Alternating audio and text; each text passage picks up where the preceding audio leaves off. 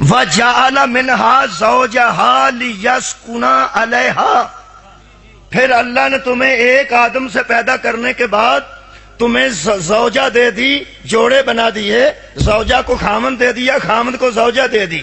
یہ جو جوڑا ہم نے بنایا ہے نا، لِيَسْكُنَ عَلَيْهَا، یہ اس لیے بنایا ہے تاکہ تم سکون حاصل کرو۔ ہن جڑے ویاہے نے وہ حساب پہ لاندے نے جنی دیر تک زوجہ نہیں سی ادوں تک ہی سکون سی۔ ایک قصور قرآن دا نہیں، ایک قصور اللہ پاک دا بھی نہیں۔ اللہ نے جڑی شاہ جڑے کام واسطے بنائی ہے، اے مرد عورت نو ملے سکون واسطے، تے عورت مرد نو ملی کادے واسطے؟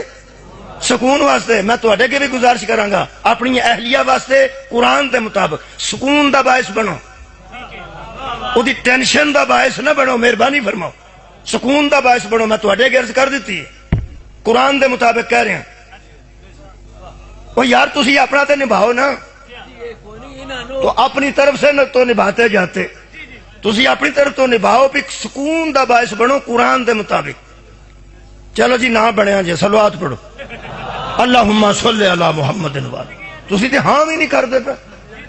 جے کسے میری بہن نے سی ڈی ویکھ لی نا، میری دھی نے یا ماں نے، تے ہو سکنا جڑے ویلے مولوی پہ گل کردا سی صحیح، ادوں تواڈے منہ بن گئے۔ ایسا اس واسطے ذرا کھلے کھلے چہرے نال ہاں کرو کہ اساں اپنی اہلیہ جڑے نے انہاں واسطے سکون دا باعث بننا ہے۔ بچیو سکون دا باعث بننا ہے اپنی اہلیہ واسطے۔